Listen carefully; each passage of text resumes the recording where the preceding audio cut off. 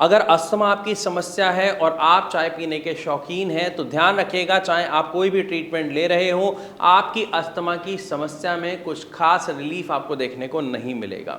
मैं ऐसा क्यों कह रहा हूँ, आप इसे समझिए। क्योंकि जब हम चाय पीते हैं और खासकर वो चाय जिसमें दूध, चीनी, चाय पत्ती सब डाल के हमने कई बार उबाला हुआ होता है, वो चाय आपको फायदा पहुंचाने की जगह नुकसान पहुंचा रही होती है। हम सब जानते हैं एक अस्थमा रोगी को दूध बिल्कुल मना होता है, डेयरी प्रोडक्ट्स बिल्कुल मना होते हैं, क्योंकि वो कफ वर्धक होता है, यानी कफ बनाता है बहुत ज़्यादा। इसी के साथ जब वो चीनी चाय पत्ती के साथ उबलता है तो ये और ज़्यादा नुकसानदायक हो जाता है। लेकिन बात हम यहाँ पे आज कर रहे हैं चाय के शौकीन लोगों की, कि अगर उन्हें अस्थमा की समस्या है और वो चाय के शौकीन है तो क्या इसके अलावा कोई और ऑप्शन उनके पास है कि वो चाय पिए और साथ ही साथ वो चाय उनके लिए एक दवा के रूप में काम करे जिससे उनको फ़ायदा मिल सके।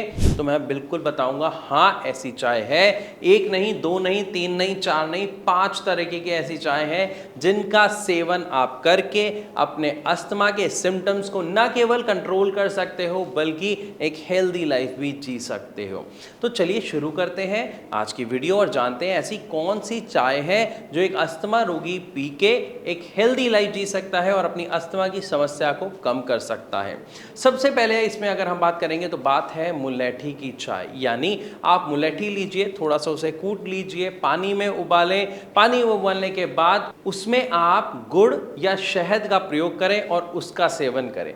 जब आप ये मुलेठी की चाय पिएंगे तो आप देखेंगे जो आपके एयरवेज में इन्फ्लामेशन हो रही है उसमें आपको काफ़ी सूदनेस यानी बहुत शांति देखने को मिलेगी। वो जो इन्फ्लामेशन है वो ख़त्म होती हुई आपको महसूस होगी। ऐसा क्यों? क्योंकि मुलेठी के अंदर एंटी इन्फ्लामेटरी गुण होते हैं और ये गुण उबालने के बाद और ज़्यादा बढ़ जाते हैं और ये आपको डायरेक्ट फ़ायदा देते हैं आपकी अस्थमा की प्रॉब्लम और उसके सिम्टम्स को कम करने में। इसी के बाद दूसरी चाय का नाम बहुत फेमस है, हम सब जानते हैं, हर्बल टी यानी ग्रीन टी। ऐसी टी जो आजकल मार्केट में हर जगह अवेलेबल है, जो आपने सुना होगा कि ज़्यादातर लोग जो वेट लॉस करने की कोशिश करते हैं यानी अपना मोटापा कम करने की कोशिश कर रहे होते हैं, उनकी ये फेवरेट चाय होती है। लेकिन ये अस्थमैटिक पेशेंट के लिए भी बहुत फ़ायदेमंद होती है। ऐसा क्यों? क्योंकि ग्रीन टी न केवल अपने गुणों से भरपूर है बल्कि उसके अंदर जो गुण हैं वो आपके कफ को कम करने में और आपके एयरवेज के पूरे ट्रैक को साफ करने में, सूद करने में बहुत फायदेमंद होते हैं, बहुत मददगार होते हैं। इसी के बाद जो तीसरी चाय है वो है सौंफ की चाय। जी हाँ, सौंफ का अक्सर लोग दूध वाली चाय में भी प्रयोग करते हैं, लेकिन हमें दूध का प्रयोग नहीं करना है। हमें क्या करना है, सौंफ लेनी है, थोड़ी सी कूट लेनी है, उसे पानी में उबालना है, उसमें थोड़ा सा अदरक डाल देना है और उसके बाद स्वाद अनुसार आपको शहद या गुड़ का प्रयोग करना है।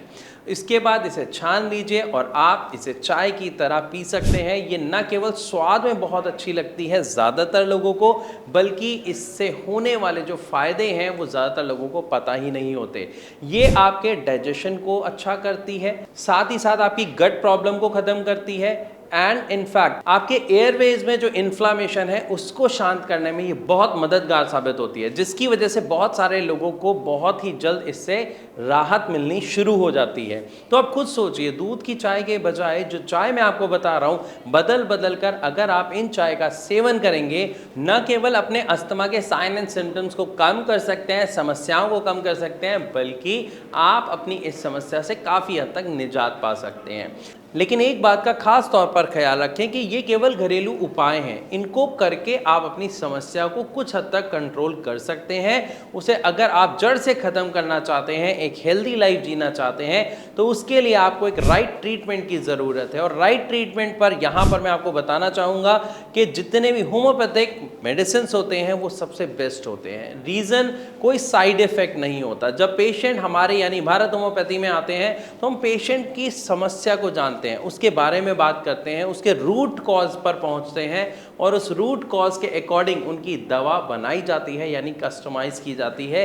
इसलिए पेशेंट्स को काफ़ी अच्छा अच्छा रिजल्ट देखने को मिलता है काफ़ी जल्दी।